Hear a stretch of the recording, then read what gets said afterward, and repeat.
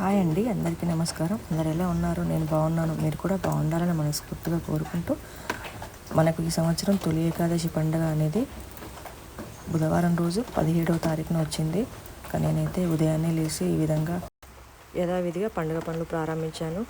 ముందుగా బాల్కనీలో కసు ఊడ్చుకొని మాప్ పెట్టుకొని, ఆ తర్వాత ఇల్లంతా నీట్గా క్లీన్ చేసుకున్న తర్వాత ఈ విధంగా గడపలను నిండుగా పసుపుతో అలంకరించుకొని, ఆ తర్వాత వరిపిండితో ఈ విధంగా ముగ్గు పెట్టుకొని కుంకుమతో అలంకరించుకున్న తర్వాత 4 పువ్వులను గడప మహాలక్ష్మికి సమర్పించుకుంటే ఇంట్లో అయితే చాలా పండగల వచ్చినట్టు అనిపించింది.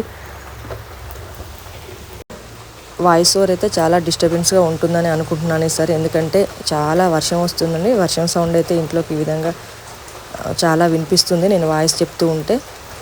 ఇంకా వీడియో అప్లోడ్ చేయడం కూడా చాలా లేట్ అయిపోయింది. ఇంకా మనకు ఏకాదశి పండుగ అయిపోయి కూడా 3-4 డేస్ అయిపోతుంది కదా. చెప్పాను కదండి, మా సిస్టర్ యూఎస్ నుంచి వచ్చారు. ఇంకా వాళ్ళతో ఉండడానికి సరిపోయిందనమాట. ఇంకా వీడియో అప్లోడ్ చేయడానికైతే అసలు వీలు కాలేదు.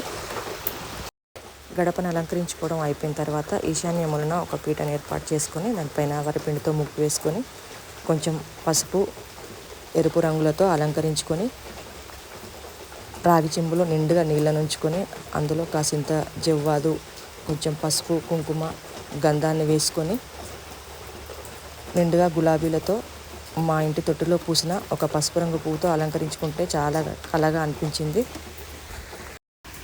ఇవన్నీ కూడా ఏముందులే చిన్న చిన్న వర్క్సే కదా అని అనిపించినా కూడా ఒక 5-10 నిమిషాల టైం తీసుకున్నా మనకు పండుగ రోజు చాలా హడావుడిగా అనిపిస్తుంది. అసలే పండగ లేచేసరికి కొంచెం తెల్లవారిపోయింది.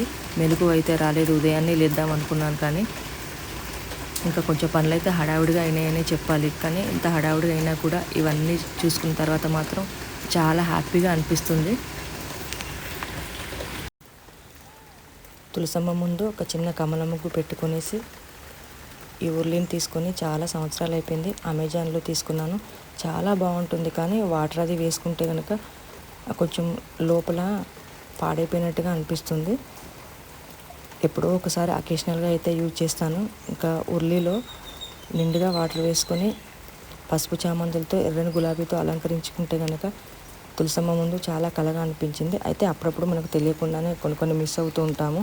తులసమ్మ ముందు పూజ అయితే మార్నింగ్ కాదండి, మళ్ళీ ఈవినింగ్ దీపం పెట్టుకున్నప్పుడు నేను ఈ విధంగా షూట్ చేశాను. మార్నింగ్ వీడియో నేను ఈ విధంగా మొబైల్ని అయితే స్టాండ్కి ఫిట్ చేసుకున్నాను. వీడియో ఆన్లో ఉందనుకునేసి అనుకున్నాను. తీరా చూస్తే వీడియో ఆన్లో లేదు. ఇదంతా నేను అరేంజ్మెంట్ అంతా మార్నింగ్ చేసుకున్నాను. మళ్ళీ ఈవినింగ్ దీపం పెట్టుకునేసి ఒక తులసి కోట వరకు అయితే షూట్ చేసుకున్నాను. ఇంకా ఆ తర్వాత కిచెన్లోకి వచ్చేసి చూడండి, ఈవినింగే ఈ విధంగా నీట్గా స్టవ్ ప్లాట్ఫామ్ని అయితే క్లీన్ చేసి పెట్టుకున్నాను. ఇంకా అన్నపూర్ణ అమ్మవారిని కూడా ఈ విధంగా ధూపాన్ని సమర్పించుకునేసి అమ్మవారిని పీఠాన్ని పసుపు చామంతులతో ఎర్రని గులాబీలతో అలంకరించుకొని ఆగ్నేయ దీపాన్ని కూడా పెట్టుకొని ఇంకా నిత్య పూజ చేసుకోవడానికైతే పూజ గదిలోకి వచ్చాను.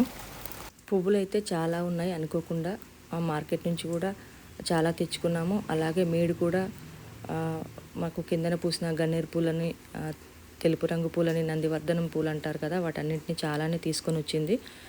ఉన్న రోజు చాలా ఉంటాయి పూలు, అసలు లేని రోజు ఒక పువ్వు కూడా ఉండదు అని అనిపించింది. ఇంకా పండుగ రోజు చాలా పూలు ఉండేసరికి చాలా నిండుగా అలంకరించుకొని ఈ విధంగా నిత్య పూజ అయితే చేసుకున్నాను. అమ్మవారిని, వెంకటేశ్వర స్వామిని, సాయిబాబాని, అన్ని విగ్రహాలని నిండుగా గన్నేరు పూలతో ఎర్రని గులాబీలతో ఈ విధంగా అలంకరించుకొని నిత్య పూజ అయితే చేసుకున్నాను. ఆ తర్వాత కిందన ఎదర ఒక ప్రత్యేక పీఠాన్ని ఈ విధంగా ఏర్పాటు చేసుకొని స్వామి అమ్మవార్ల పటాలను నీట్గా క్లీన్ చేసుకొని గంధం కుంకుమతో అలంకరించుకొని గోవిందనామాల గోపురాన్ని కూడా ఏర్పాటు చేసుకున్నాను ఈ పూజకి. అమ్మవారి ఎదర ఒక ప్రత్యేకమైన ప్లేట్ను ఏర్పాటు చేసుకొని అష్టలక్ష్మి దీపాన్ని, స్వామివారి ఎదర గోవిందనామాల దీపాన్ని ఏర్పాటు చేసుకుంటున్నాను.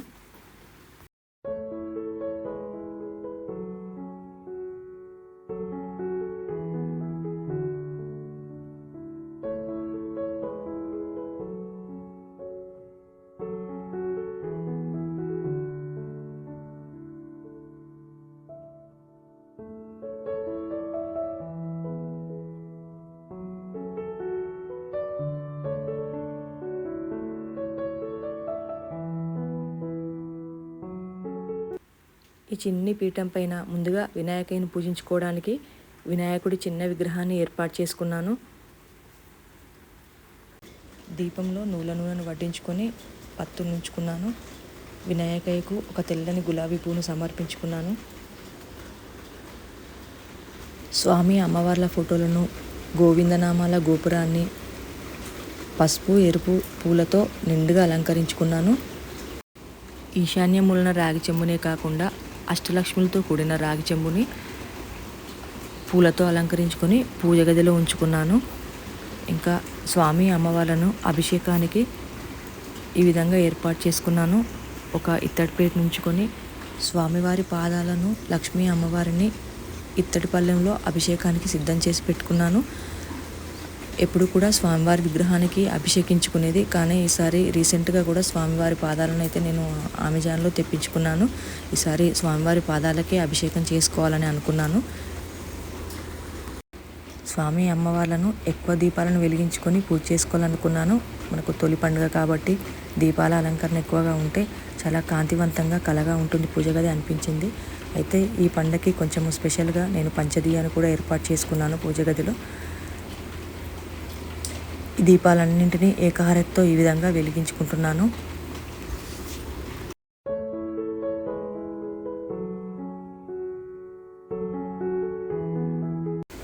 ఒక ప్రత్యేకమైన ప్లేట్ నుంచుకొని అందులో కొన్ని పూలతో అలంకరించుకొని ఈ విధంగా పంచదీపాన్ని ఏర్పాటు చేసుకున్నాను. పంచదీపాన్ని కూడా ఏకహారతితో వెలిగించుకుంటున్నాను.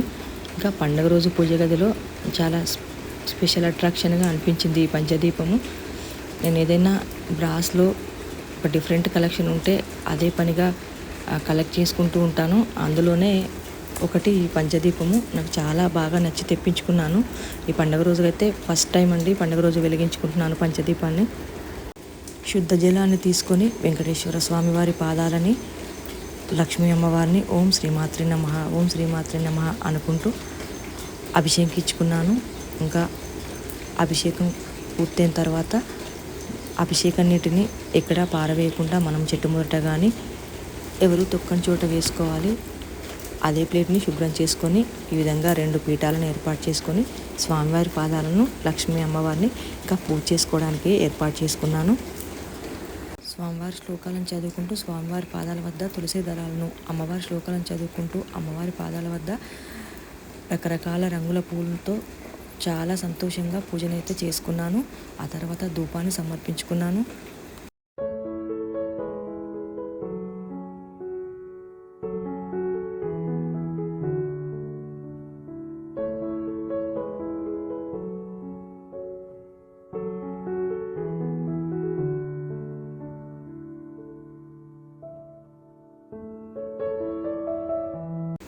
మనస్ఫూర్తిగా పూలతో అలంకరించుకొని పూజ ముగించుకున్న తర్వాత స్వామి అమ్మవార్లకి, గోవిందనామాల గోపురానికి కర్పూర హారతిని సమర్పించుకున్నాను.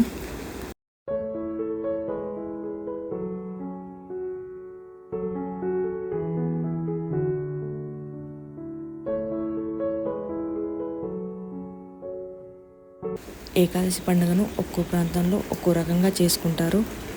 కొన్ని ప్రాంతాల్లో ఉపవాస దీక్షలు అవి చేస్తూ ఉంటారు. ఇంకా కొన్ని ప్రాంతాల్లో అయితే తప్పకుండా నాన్ వెజ్ తినాలి అంటూ ఈ పండుగ రోజు అయితే తింటారు. నాకు తెలిసినంత వరకు అయితే మనకు సంవత్సరానికి 24 ఏకాదశి పండుగలు అనేది వస్తాయి. కానీ ఆషాఢ మాసంలో వచ్చే పండుగ తొలి ఏకాదశి పండుగతో స్టార్ట్ అయ్యి ఆ తర్వాత కంటిన్యూస్గా మనకు 24 ఏకాదశి పండుగలను అయితే సంవత్సరం పొడుగునా మనం జరుపుకుంటాము. అందులో ఈ తొలి ఏకాదశి పండుగ అనేదానికి చాలా ప్రాధాన్యత ఉంది. ఈ 24 ఏకాదశుల్లో ఆషాఢ మాసంలో వచ్చే శుక్ల ఏకాదశిని తొలి ఏకాదశి పండుగగా జరుపుకుంటాము. ఈ ఏకాదశి పండుగని తొలి ఏకాదశి పండుగని, శయన ఏకాదశి అని, పేలాల పండుగ అని కూడా పిలుస్తారు. ఏకాదశి రోజు ఉపవాసం ఉండి రాత్రంతా జాగరణ చేసి రాత్రి వేళన విష్ణుమూర్తికి సంబంధించిన భాగవతాన్ని చదువుకోవడం కానీ, లేదంటే విష్ణు సహస్రనామ పారాయణం చేసినా కూడా భగవంతుని కృపా కటాక్ష వీక్షణాలు తప్పకుండా మనపైన ఉంటాయి. భగవంతుని అనుగ్రహం అనేది తప్పకుండా మనపైన ఉంటుంది. తొలి ఏకాదశి పండుగ విష్ణుమూర్తికి అత్యంత ప్రీతిపాత్రమైనది. ఈరోజు గోమాత పూజ చేసినా కూడా చాలా మంచిదని చెప్తూ ఉంటారు. ఏకాదశి పండుగ వర్ష ఋతువు ప్రారంభ దశలో వస్తుంది.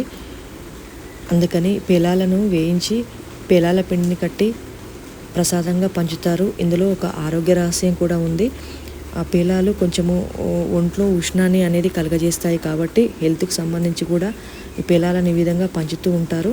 అందుకని ఏకాదశి పండుగను పేలాల పండుగను కూడా పిలుచుకుంటాము. కానీ నా వరకు నేనైతే పూజను ఎంతో చక్కగా అద్భుతంగా చేసుకుంటాను, కానీ ఉపవాస దీక్ష లాంటివి అయితే ఎప్పుడూ పాటించలేదు. ఇంకా మాది వ్యవసాయదారుల కుటుంబం కనుక అమ్మ ఈ పేలాలను వర్షాకాలం వచ్చిందంటే చాలు, వర్షం పడుతుందంటే మా ఇంట్లో పేలాలు తప్పకుండా వేగాల్సిందే. పూజను ముగించుకొని స్వామి అమ్మవార్లకి అందరినీ చల్లగా చూడు తండ్రి, అందరినీ చల్లగా చూడమ్మా, అందరిలో మేము ఉండేలా చూడు అని మనస్ఫూర్తిగా నమస్కరించుకొని ఇంకా ఏవో చిన్న చిన్న పిండి వంటలను అయితే ప్రిపేర్ చేస్తున్నాను. ఇక్కడ ముందుగా బ్రేక్ఫాస్ట్గా పూరి శనగల కూర అయితే వేసుకుంటున్నాను. ఇదండి నా పూజ. మీకు నచ్చాలని కోరుకుంటూ ఇవాళకి ఇంతేనండి ఈ వీడియో. మరో మంచి వీడియోతో మళ్ళీ కలుద్దాం. అంతవరకు బాయ్ అండి.